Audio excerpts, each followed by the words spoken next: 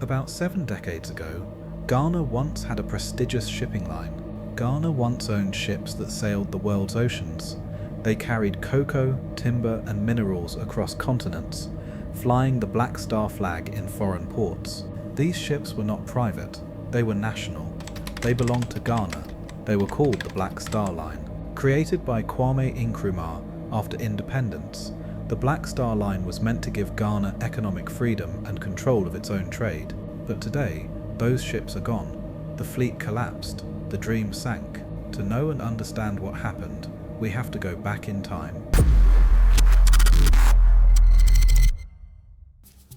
In the years following Ghana's independence in 1957, a powerful sense of possibility swept across the nation.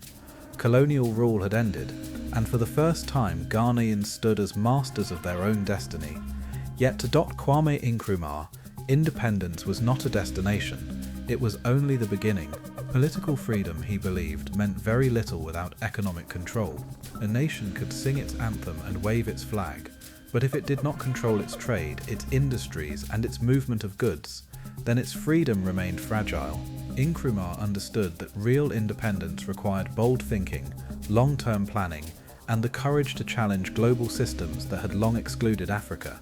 From this conviction emerged one of the most ambitious economic projects in Ghana's history, the Black Star Line. At the time, Ghana's economy depended heavily on international trade.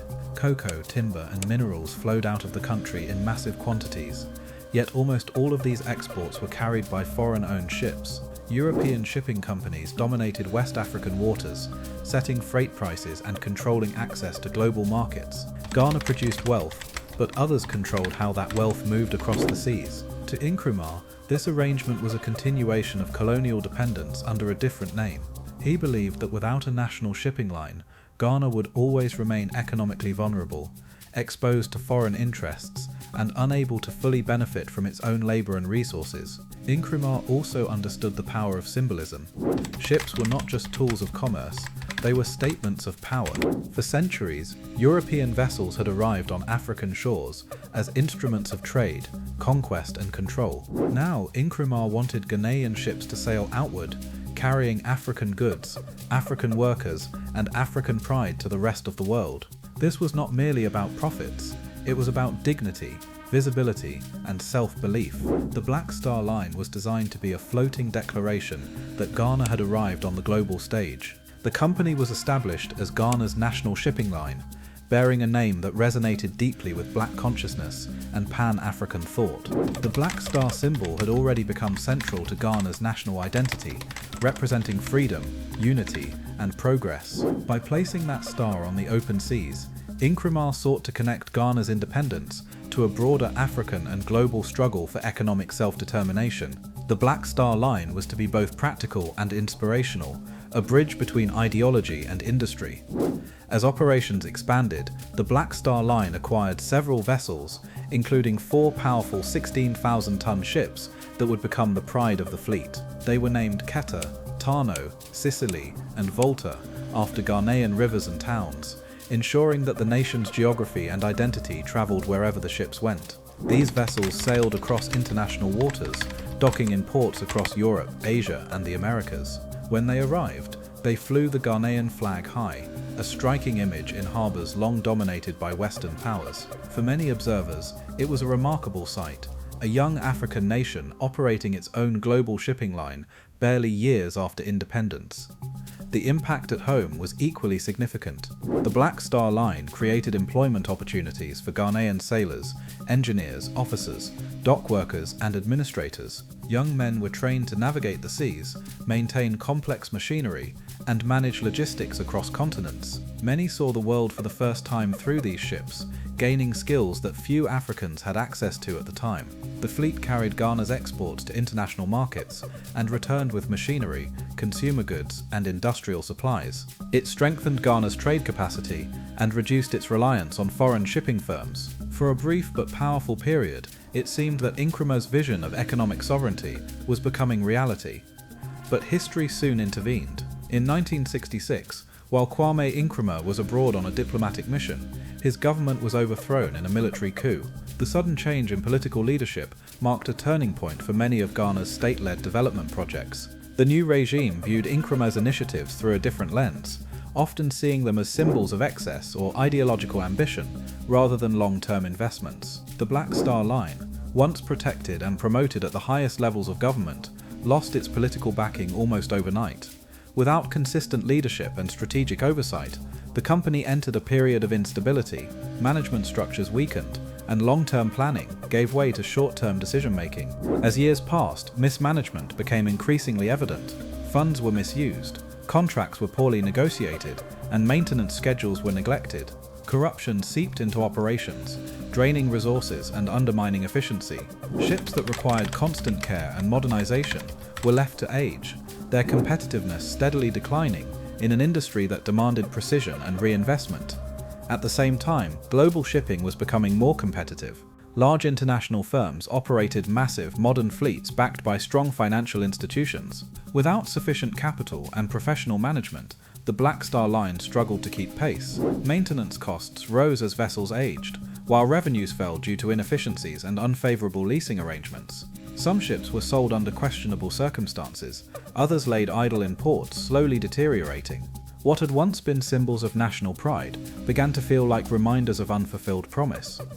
The decline of the Black Star Line was not marked by a single dramatic collapse. There was no final voyage, no public farewell. Instead, the fleet faded quietly from the world's shipping lanes. One by one, the vessels disappeared from service.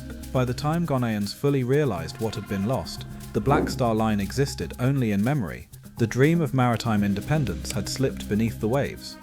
The consequences of this loss were profound. Ghana became increasingly dependent on foreign shipping companies to transport its imports and exports. This dependence came at a cost, both financial and strategic. Freight charges remained high, profits flowed outward, and Ghana's influence over its own trade routes diminished. Thousands of potential jobs were lost, along with opportunities for skills development, technological transfer, and industrial growth. A country with a long coastline and a strategic location in West Africa surrendered one of its most powerful economic tools. Yet despite its failure, the idea of the Black Star Line never truly disappeared. It lived on in national memory as a symbol of what Ghana once dared to attempt. As decades passed, conversations about development, unemployment, and economic sovereignty often returned to the same question: what if Ghana had sustained its shipping line? What if the lessons had been learned earlier? What if the vision had been protected? In the 21st century, these questions have gained new urgency. Global trade has expanded at an unprecedented scale, and shipping remains the backbone of the world economy. At the same time, Ghana faces persistent challenges, particularly youth unemployment and economic vulnerability. Millions of young people seek meaningful work in a system that struggles to absorb them. Against this backdrop, the idea of reviving the Black Star Line has re-emerged, not as nostalgia, but as a practical response to modern realities. A revived Black Star Line could transform Ghana's economic landscape. By reducing reliance on foreign carriers, it could lower the cost of imports and exports and retain more value within the national economy. It could strengthen trade within the West African sub-region and position Ghana as a maritime hub for regional and international commerce. It could attract foreign investment, stimulate port development, and contribute directly to national GDP. Most importantly, it could create thousands of jobs across maritime operations, logistics, engineering, tourism, and supporting industries. For Ghana's youth, the impact could be transformative.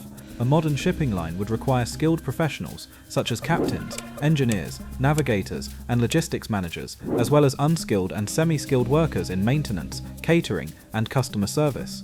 Training institutions would expand, new skills would be developed, and entire ecosystems of entrepreneurship would grow around the maritime sector. Beyond employment, the return of Ghanaian ships to international waters would restore a sense of pride and possibility, reminding a new generation that bold national projects are possible. However, any revival must confront the lessons of the past.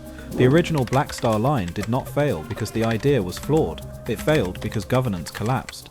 A new Black Star Line must be built on transparency, accountability, and professional management. Political interference must be limited, corruption actively prevented, and investment safeguarded. Partnerships between government, private investors, and international experts will be essential to ensure sustainability.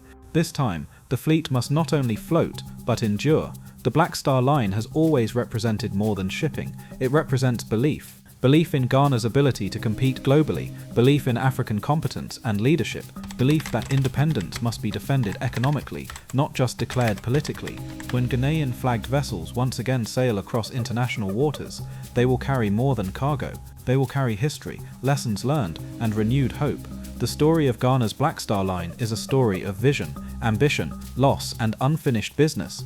It reminds us that great ideas can be weakened by poor systems, but they are never truly destroyed. Kwame Nkrumah's fleet may have sunk beneath the weight of mismanagement and political change, but his vision remains alive. As Ghana stands once more at a crossroads, the sea still waits, and perhaps after decades of silence, the Black Star is ready to shine again.